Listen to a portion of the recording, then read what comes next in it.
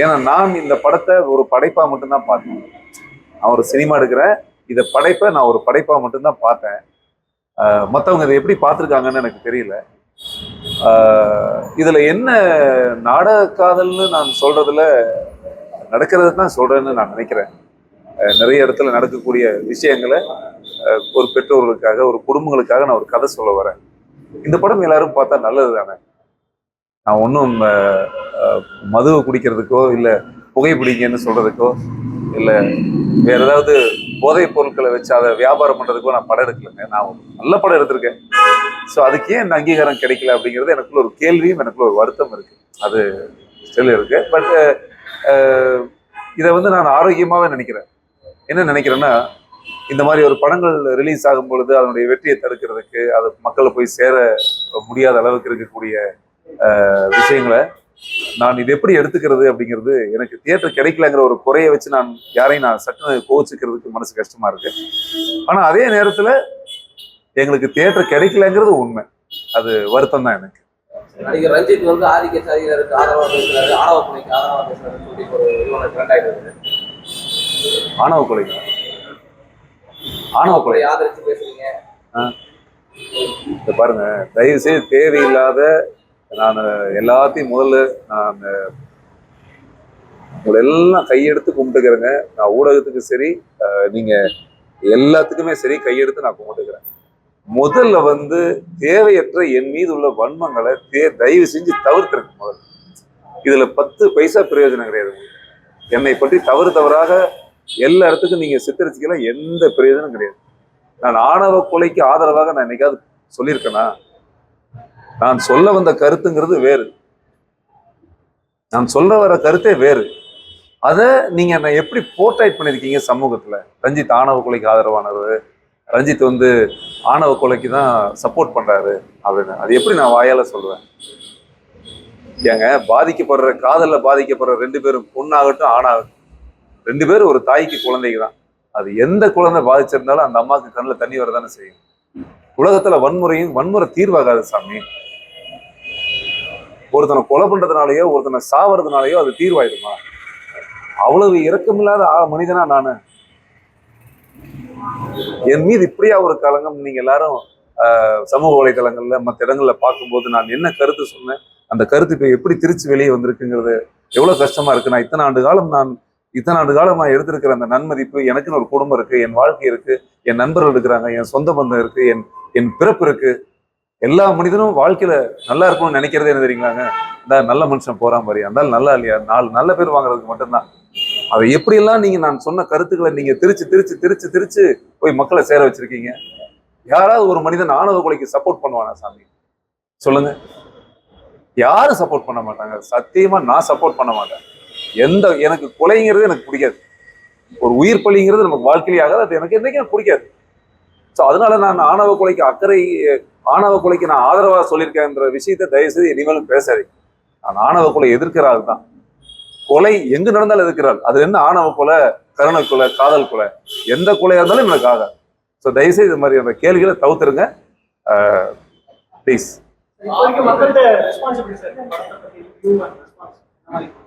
Sir, படம் சூப்பரா இருக்கு. ஏன்னா படம் நல்லா இருக்கு. படம் உண்மையாவே ரொம்ப நல்லா இருக்கு.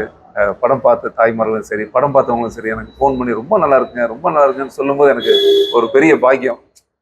எனக்கு அவ்வளோ பெரிய சந்தோஷமா இருக்கு. ஏன்னா தியேட்டர்ல படம் பார்த்துட்டு வெளியே வரவங்க சொல்றாங்க, சார் ரொம்ப சூப்பரா இருக்கு அப்படின்னு சொல்றாங்க. எனக்கு அது இந்த படத்துக்கு பின்புலமாக நான் குறிப்பு ஒன்று சொல்லணும். இந்த கதையில நான் அறிமுகப்படுத்தியிருக்கிற நடிகர்கள் எனக்கு கிடைச்ச வரப்பிரசாதம்னு சொல்லலாம். என்னன்னா, இவங்க யாருமே ஒரு புதுமுக மாதிரி இருக்க மாட்டாங்க. இன்ஃபேக்ட் நிறைய இடத்துல படம் பார்த்துட்டு உங்களை ரொம்ப பாராட்டினாங்க. இவங்க தான் நம்ம படத்தினுடைய கதாநாயகி ஆல்ஃபியா. இதில் நான் அறிமுகப்படுத்தியிருக்கேன். ஹீரோ அனீஷ், இவரை நான் அறிமுகப்படுத்தியிருக்கேன். சூப்பராக பண்ணியிருக்காங்க. இந்த படத்துல இவங்களுக்கு அப்பா கேரக்டர் நடிச்சிருக்காங்க, சுப்பிரமணிய வாத்தியார்னு சொல்லி. அவர் தான் தயாரிப்பாளரும் கூட, அவரும் பண்ணியிருக்காங்க. இதுல எஸ்பிஎஸ் பழனிசாமின்னு சொல்லி இதுல தாய்மாமா வேஷம் பண்ணியிருக்காரு, அவர் ஒரு தயாரிப்பாளர். ஸோ இவங்க எல்லாருமே ஒரு குடும்பமாக இதுக்கெல்லாம் மகுடம் வச்ச மாதிரி இந்த படத்துக்கு வில்லனாக எங்கப்பா உட்காந்து சொல்லுங்க, துரை மகேஷ் ஒரு பேரு, அவரும் நடிச்சிருக்காங்க. ஸோ இதில் எனக்கு என்ன ஒரு விஷயம் கேட்டுக்கிட்டிங்கன்னா, இந்த படத்தில் இத்தனை புதுமுகங்கள் வச்சு இத்தனை ஆட்களை வைத்து நாம் ஒரு செயல் செய்யும் பொழுது, இந்த படம் நான் கதைக்காகவே அதுவும் கோயம்புத்தூர் பகுதியில் இருக்கக்கூடிய எல்லா நடிகரும் கோயம்புத்தூர் மண்ணை சேர்ந்த நடிகர் தான் அறிமுகப்படுத்தியிருக்கேன். ஸோ ஒரு புதுமுகங்களை அறிமுகப்படுத்தியிருக்கேன். அதில் என்னோட துணை இருந்து இந்த படத்தை வெற்றிக்காக என் கூட அரும்பாடுபட்ட என் அருமை இயக்குனர், என்னை வைத்து இயக்குனர் சிந்தனை செந்தமிழன் சார் என் கூட இருக்கிறாங்க. 5 பாடல்கள் எழுதியிருக்காரு அவரு. ஸோ இதெல்லாம் எனக்கு இந்த படத்துல மிகப்பெரிய பெருமை. இந்த படம் தயவு செய்துங்க, இந்த படம் நீங்க தியேட்டருக்கு வந்து பார்க்கணும். மேபி நிறைய தியேட்டர்கள் இல்லாமல் இருக்கலாம், ஆனா உங்க ஊர் பக்கத்துல இருக்கக்கூடிய தியேட்டர்களுக்கு தயவு செய்து வந்து பாருங்க. கண்டிப்பா உங்களுக்கு இந்த படம் பிடிக்கும். வெளியே இருக்கிற விமர்சனங்களை தவிர்த்துருங்க. இந்த படத்துக்கு நீங்க சப்போர்ட் பண்ணுவீங்க. கோயிலாம மற்ற மாவட்டங்கள் வந்து ரிலீஸ் ஆகிறது டிசப்பாயின்மெண்டா இருந்துச்சு அப்படின்னு சொல்லுங்க. எந்தெந்த மாவட்டம் எதை எதிர்பார்த்தீங்க? கிட்டத்தட்ட நான் ஒரு 200 சென்டர் நிறைய தியேட்டர் போடுறதுதான் நம்ம எதிர்பார்த்ததுதான். ஒரு 200 இடங்கள்ல ரிலீஸ் ஆகும் அப்படின்னு நினைச்சிருந்தேங்க. இப்போ கோவையில், இப்போ உடுமலைப்பேட்டை, பொள்ளாச்சி, கிணத்துக்கடவு, இந்த ஏரியா, அவனாசி, காங்கயம், பல்லடம் இந்த பகுதியிலேயே அப்படி இல்லை. நம்ம நீலகிரி, ஊட்டி வரைக்கும் இல்லை. சரி, அதே போல் திண்டுக்கல், ஒட்டஞ்சத்திரம், தென்காசி, நம்ம திருநெல்வேலி, தூத்துக்குடி சைடு, தஞ்சாவூர் சைடு நிறைய இடங்கள் இந்த படம் தியேட்டரில் இல்லாமல் இருக்கிறது ரொம்ப வருத்தமாக இருக்கு. ஏன்னா அது ஒரு படைப்புங்கிறது சாதாரண விஷயம் இல்லைங்க. இது கலைக்கு ஒரு சுதந்திரம் இருக்குன்னு சொல்கிறோம். அந்த கலை நான் இந்த படத்தில் ஒரு சாதிய ரீதியாகவோ ஒரு மத ரீதியாகவோ யார் மனசையும் காயப்படுத்துங்கிறதுக்காக நான் அந்த படம் இருக்கவே இல்லை. நடந்த விஷயத்த சொல்லணும்னு எடுத்திருக்கேன். அதுவும் நமக்கு ஒரு சென்சார் இருக்கு. அந்த சென்சார் இருக்கு. ஒரு படம் தவறா இருந்தா சென்சார்ல வெளியே வராது. அந்த படம் தவறா இருந்தா சென்சார்ல அந்த காட்சிகளை நீக்கிடுவாங்க. அப்படி நான் சென்சார்ல போய் சென்சார் உத்தரவின் பேர்ல அந்த சர்டிபிகேட் அடிப்படையாக வச்சுதான் அந்த படமும் ரிலீஸ் ஆகும். அந்த ரிலீஸ் ஆனதுக்கு அப்புறம் நடக்கக்கூடிய போராட்டங்கள் உங்களுக்கே தெரியும். ஒரு தடவை ரிலீஸ் தேதி தள்ளி போச்சு. இப்போ திரும்ப கஷ்டப்பட்டு இந்த தியேட்டருக்கு கொண்டாந்து கொடுக்கும்போது சரியான திரையரங்குகள் கிடைக்கல அப்படிங்கிறது எனக்கு பெரிய வருத்தம். ஏன்னா இந்த சினிமா என்பது ஒரு மாய விளையாட்டு. இதில் ஒரு தயாரிப்பாளருடைய நிலைமை வந்து பாவம், சின்ன ப்ரொடியூசர்ஸ் அவங்களாம் அவங்க நிலைமை எனக்கு ரொம்ப கஷ்டமா இருக்கு, வருத்தமா இருக்கு. ஆனாலும் எங்களுக்குள்ள ஒரு பெரிய நிறைவு என்னன்னா, ஒரு நல்ல படம் எடுத்திருக்கோம். கட்டாயமா இப்போ ரிலீஸ் ஆகி இன்னைக்கு 2வது நாள்ல நாங்கள் தோத்து போயிடல. மக்களுடைய மனசை ஜெயிச்சிருக்கோம். மக்களுடைய மனசுல வென்றெடுத்திருக்கோம். மக்கள்கிட்ட இந்த படம் நல்ல ரிப்போர்ட்டு, மக்கள் பார்த்தவங்களும் எனக்கு கூப்பிட்டு பாராட்டுறாங்க. எனக்கு அந்த பெருமையே பெரிய பெருமையா இருக்கு. ஆக்சுவலா திரைக்கு வராத படங்களும் சரி, திரைக்கு வந்தும் தேட்டர்ஸ் கிடைக்காத படங்களும் சரி, ஓடிடி பிளாட்ஃபார்ம் சப்போர்ட் பண்றாங்க.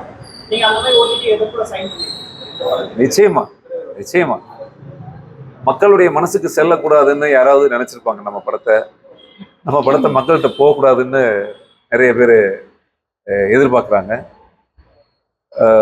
கவுண்டமலை என்ற திரைப்படம் தமிழ்நாடு மக்களுடைய பார்வைக்கு போகாது அப்படிங்கிறதுல நிறைய பேர் இன்னும் காத்துக்கிட்டே இருக்கிறாங்க. நான் எல்லாத்துக்கும் ஒன்று சொல்றேன், உண்மையை யாருனாலையும் ஜெயிக்க முடியாது. நான் நல்ல படம் எடுத்திருக்கேன், நேர்மையான படம் எடுத்திருக்கேன். இந்த படம் எல்லா வீட்லேயும் எல்லா மக்களும் பார்க்கும்படி கூடிய விரைவில் ஓடிடியில் ரிலீஸ் பண்ணுவேன். 2-3 ஓடிடி எங்கிட்ட பேசிட்டு இருக்காங்க. நான் கூடிய சீக்கிரம் முடிவு எடுத்தேன்.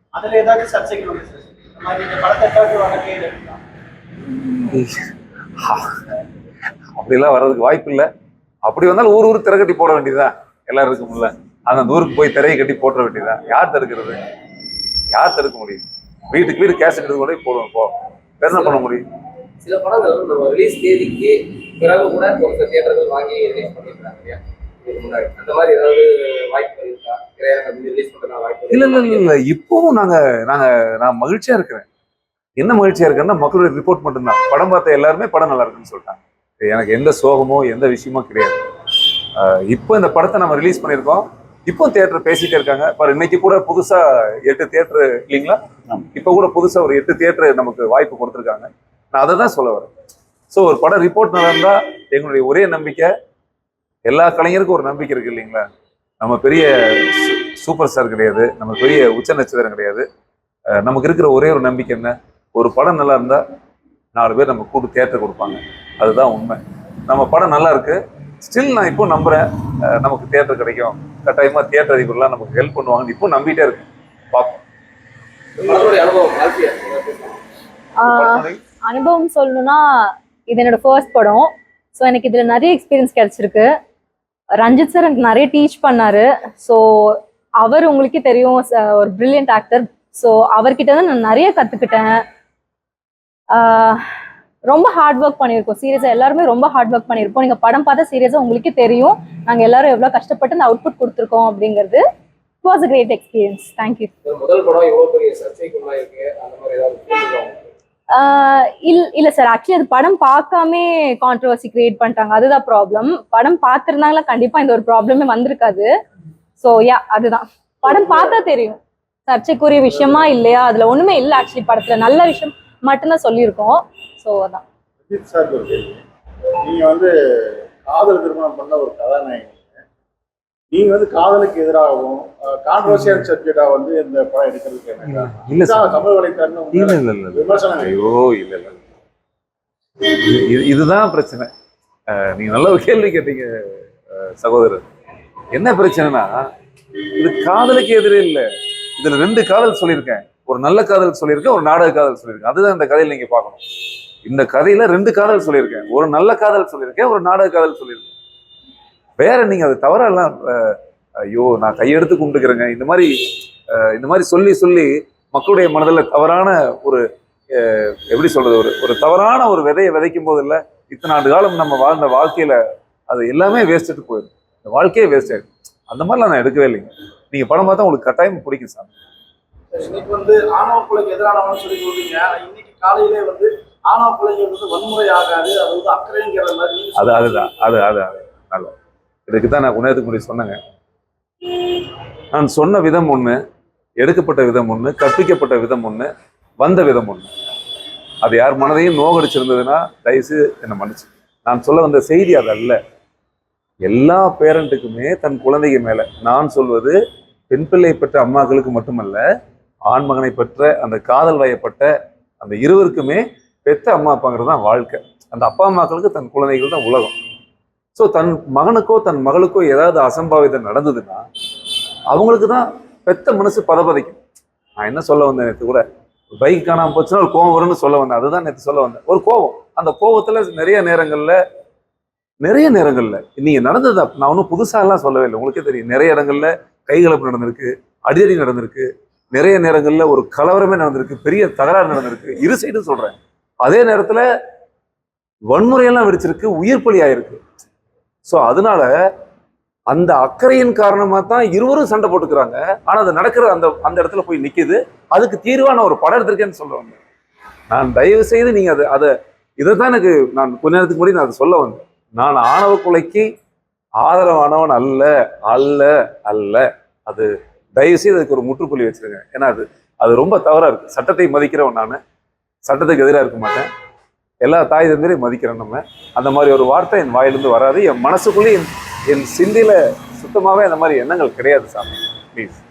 உங்களோட டைலர்லயே வந்து பாத்தீங்கன்னாக்க, இப்போ பெண்களை கொச்சைப்படுத்துற மாதிரி காதல் பண்ற பெண்கள் எல்லாம் ஏதோ ஒரு வகையான ஆண்கள் மேல ஆசைப்பட்டு போயிடுவாங்கன்ற மாதிரியான அந்த ட்ரெய்லரே வந்து காட்டுது. அது வந்து ஒட்டுமொத்தமா அதிகபட்சமான விமர்சனத்தை ஏற்படுத்துச்சு. உங்க படத்தின் மேல அதிகபட்ச விமர்சனம் உருவாக்குனது அந்த ட்ரெய்லர்ல வந்த காட்சி. சரி, அந்த காட்சி அவசியமானது இல்லை சரி. படம் நீங்கள் பார்த்தீங்கன்னா ட்ரெய்லரில் பார்க்கும்போது ஒரு விதமான உணர்வு கொடுத்தது. ஆனால் நீங்கள் படம் பாருங்கள் சார், பாராட்டுவீங்க. எல்லாரும் தாய்மார்களும் தேட்டரில் படம் வந்திருக்கு, தேட்டருக்கு வந்திருக்கு. எல்லாரும் பார்த்து பாராட்டுறது தான் நான் சொல்கிறேன். தேட்டருக்கு வந்திருக்கு. அந்த மாதிரி இருந்தால் நமக்கும் கூசும். நான் ஒரு 30 செகண்டில் ஒரு ட்ரெய்லர் கட் பண்ணி போடும்பொழுது வேறொரு தன்மை கிரியேட் ஆகுது. ஆனால் படத்தில் தேட்டரில் வந்தீங்கன்னா நீங்கள் உண்மையாக பாராட்டுவீங்கன்னு நான் சொல்கிறேன். ஏன்னா படம் நல்ல படமாக எடுத்திருக்கு. இப்ப இருக்க காலகட்டத்தில் இந்த வன்முறை காட்சிகள் வந்து சினிமா பார்த்து தான் வந்து செயல்படுறாங்க. கிரியேட் ஆயிடுச்சு. முன்னணி நடிகரா எக்ஸ்பீரியன்ஸ்லாம் ஆனா நீங்க என்ன சொல்றீங்க? ஸோ இதை பார்த்து தான் இதை பண்றாங்கன்னு வந்து கிரியேட் ஆகுது. எப்படி சொல்றதுன்னே தெரியலையாங்க. சினிமாவையும் மனிதன் தானே செய்யறான். சினிமா வேற எங்கிருந்து வரல. நான் ஒரு மனிதன், நான் தான் சினிமாவையும் படைக்கிறேன். ஸோ நான் என்னால் ஒரு திரைப்படம் தயாரிக்க முடியுங்கிற அளவுக்கு நான் இருக்கிறேன். மனிதன் தான் நிலவுலையும் கால் வைக்கிறான். மனிதனுக்கு தெரியாத எந்த விஷயம் கிடையாது. சினிமா தான் எல்லாத்தையும் கெடுச்சிட்டு இது சினிமானால தான் ஒரு கொலைகள் அதிகமாகுது அப்படிங்கிறது எனக்கு சொல்ல தெரியல. எனக்கு தனிப்பட்ட முறையில் சொல்ல தெரியல. மேபி நிறைய வியூகங்கள், ஐடியாலஜிக்கல், இன்னைக்கு சினிமாவை விட செல்ஃபோன் வந்துருச்சு. நீங்கள் பார்க்குறீங்க எவ்வளோ யூடியூப்ஸ் இருக்குது. ஸோ இன்னைக்கு டெக்னாலஜி டெவலப் ஆக தன் மனிதனுடைய சிந்தனை மாறிக்கிட்டே இருக்கு. அதனால அந்த சினிமாவை போய் நம்ம அதை பழி போட வேண்டாம். அது எனக்கு அதில் உடன்பாடு. என்ன ஆமா, இப்போ அதுக்கான பேச்சுவார்த்தை போயிட்டு இருக்கு. கூடி சீக்கிரம் பூஜை போட்டுருவோம். நல்ல ஒரு படமா இருக்கும், எல்லாரும் விரும்புகிற படமா இருக்கும், சர்ச்சை இல்லாத ஒரு படமா இருக்கும், நல்ல படமா இருக்குன்னு ஒரு ஆசையா இருக்கும். உங்களுடைய அனுபவம் அனீஷ் சார். என்னோட பேர் வந்து அனீஷ். இந்த படத்தில் ஒரு முக்கியமான வேடத்தில் நடிச்சிருக்கேன். இந்த படம் பார்த்தீங்கன்னா இப்போ கோயம்புத்தூரில் பார்த்தீங்கன்னா தியேட்டர் ரொம்ப கம்மியாக தான் கிடச்சிருக்கு. பிகாஸ் நாங்கள் சர்க்கிள் ஃபுல்லாகவே கோயம்புத்தூர், இங்கேருந்து நிறைய ஆர்டிஸ்ட் நடிச்சிருக்கோம். ஸோ எங்கள் குடும்பம் எங்களோட இதே போய் நிறைய பேர் ஃப்ரெண்ட்ஸ் யாருமே போய் பார்க்க முடியாத ஒரு சூழ்நிலை இருக்குது. ஆக்சுவலி அப்பவும் நேற்று நாங்கள் எங்கள் பேரண்ட்ஸு எல்லாரும் நாங்கள் போய் பார்த்தோம் படம். அவ்வளோ தாய்மார்களும் படம் பார்த்துட்டு அவ்வளோ சந்தோஷப்பட்டாங்க, நல்லா இருக்குது அப்படின்னு சொல்லி டிஎஸோட வெளியே போன காட்சிகள்லாம் நேற்று இருந்துச்சு. ஸோ நல்ல படம் தான் எடுத்திருக்காங்க எல்லாம். எதுவுமே வந்து நம்ம சொசைட்டிக்கு ஆப்போசிட்டாக எதுவுமே எடுக்கலைங்க. நல்ல படம் இது. ஒரு சாதி படமே கிடையாது. ஃபர்ஸ்ட் எல்லாரும் தேட்டரில் போய் படம் நிறைய தேட்டர்ஸ் எங்களுக்கு கிடைக்கணும். அதுதான் நாங்களும் இது முயற்சி பண்ணிட்டு இருக்கோம். ஒரு அறிமுக தயாரிப்பாளராக இந்த படம் எடுத்து பெரிய அளவில் ஒரு ரீச் இல்லை அப்படின்ற ஒரு இதில் தியேட்டர்ஸ் நிறைய கிடைக்கல, உங்களுடைய மனநிலை எப்படி இருக்கு? அனைவருக்கும் வணக்கம். இந்த தமிழகத்தில் இந்த கவுண்டமலன் திரைப்படத்தை வெற்றி படமாக்கிய உங்களை அத்தனை நல்லுள்ளங்களுக்கும் தமிழக மக்களுக்கும் ஊடக நண்பர்களுக்கும் என் ஃபஸ்ட்டு என்னோட நன்றியை தெரிவிச்சுக்கிறேங்க. இந்த படம் பொறுத்தளவு பார்த்தீங்கன்னா நான் இதுவரைக்கும் நான் பேசவே இல்லை. ஏன்னா என்ன நடந்துச்சு என்ன நடக்குதுன்னு எனக்கு புரியலைங்க. நாங்கள் ஒரு ஒழுக்கமான படம் எடுத்திருக்கோம். இந்த சமுதாயத்துக்கு ஒரு நல்ல படைப்பை ரஞ்சித் சார் வந்து இயக்கி கொடுத்துருக்காரு. இது தப்பாக திரித்து சமூக வலைதளங்களில் போட்டாங்க. இந்த படத்தை போய் ஃபஸ்ட்டு நீங்கள் பாருங்கள், பார்த்துட்டு அதுக்கப்புறம் பேசுங்க. இந்த படத்தில் ஏதாவது ஜாதியோ மற்ற தூண்டுதலோ எதுவுமே கிடையாதுங்க. ஆனால் நான் அனைவருக்கும் நான் சொல்கிற வேண்டுகோள் என்னன்னா, ஒரு சிறு தயாரிப்பாளர்கள் தயாரிக்கிற படத்தை ரொம்ப பொருள் செலவு இல்லாமல் ஒரு எங்களால் முடிஞ்ச பொருள் செலவு செய்ய நல்ல சமுதாயத்துக்கு ஒரு கருத்து சொல்லணும்னு வர்றோம். எங்களால் நசுக்காதீங்க. அதனால தயவுசெய்து சின்ன தயாரிப்பாளரை வாழ வைங்க. இந்த படம் நல்லபடியாக ஓடும். அடுத்தபடியாக இந்த தியேட்டரை முடிச்சு அடுத்து ஓடிடி ரிலீஸ் பண்ணான்ட்டு இருக்கோம். அனைவரும் அந்த தளங்களில் வந்து பார்த்து இந்த படத்தை மிகப்பெரிய வெற்றிப்படை ஆகணும்னு நான் உங்களால் அன்போடு கேட்டுக்கிறேன். நன்றி. எங்களை தாங்க, அதாவது திரையரங்கு கிடைக்கிறது இல்லை எங்களுக்கு. போய் அப்ரோச் பண்ண மாதிரி திரையரங்கு கிடைக்கிறது இல்லை எங்களுக்கு. இப்போ பார்த்தீங்கன்னா எத்தனை நாங்கள் 200 தேட்டர் பிளான் பண்ணேங்க. இப்போ குறைஞ்சி வச்சு தேட்டர் தான் எங்களுக்கு கிடைச்சிருக்கு. அதனால தான் நசுக்கப்படுறோம்னு சொல்கிறேன். நான் சிறிய தயாரிப்பாளரை நசுக்கிறீங்க. ஓகே, அந்த நசுக்கிறது யாருன்னு நாங்கள் எப்படின்னு சொல்கிறது? யாரும் எங்களால் கண்டுபிடிக்க முடியல இது வரைக்கும். யாரும் பின்னாடி யார் இருக்காங்கன்னு எங்களுக்கு தெரியல. ஆனால் இருக்காங்க, யாருன்னு தெரியல. அடுத்த கட்டம் சொல்லுங்க. உங்களுடைய அடுத்த நகர்வு எப்படி இருக்கு இந்த படத்திற்கு? இந்த படத்தின் மூலமாக நான் நிறைய கத்துக்கிட்டேன். இது வரைக்கும் கத்துக்கிட்டது இல்லாம ஒரு புதிய சினிமாக்காரனாக எப்படி சொல்லுவாங்க 2.0 மாதிரி ரஞ்சித் வந்து 3.0 அந்த மாதிரி என் மனசுக்குள்ள இனி ஒரு ரஞ்சித் வந்திருக்கிறேன் மைண்ட்ல இருந்து. சொல்லுவாங்கல்ல, இப்படி இருந்தா இப்படி ஆயிட்டாங்கிற மாதிரி. ஸோ இந்த ரஞ்சித்துக்குள்ள ஒரு புதிய உத்வேகம் இருக்கு, நம்பிக்கை இருக்கு. கூட்ட குடிஞ்சு போயிட மாட்டோம், நிமிர்ந்து நிற்போம். ஏன்னா நம்ம சத்தியம் நம்ம பக்கம் இருக்கு, நேர்மையா இருக்கும், நியாயமா இருக்கும். அதனால ஒரு புதிய உத்வேகத்தோட கட்டாயமா கூடிய விரைவில் நல்ல செயல்களோட கிளம்புறேங்க. கட்டாயம். நன்றி.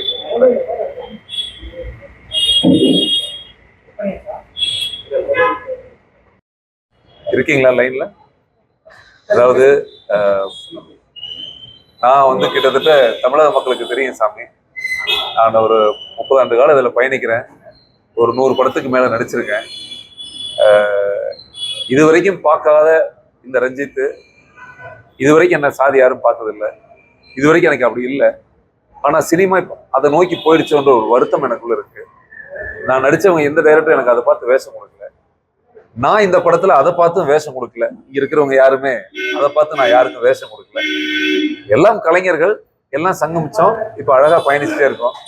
அதே போல நம் வாழ்க்கையில நான் கடந்து வந்த இதே காலங்கள்ல என் மீது நீங்கள் வைத்திருக்கும் அன்புக்கும் பாசத்துக்கும் ஈடு இணை இல்லை. இன்னைக்கு நான் ஒரு நடிகனா உட்காரன்னா அதுக்கு தாய்மார்களாகிய ரசிகர்களாகிய மக்கள் தான் காரணம். நான் அந்த படம் கவுண்டமாலை எடுத்திருக்கேன்.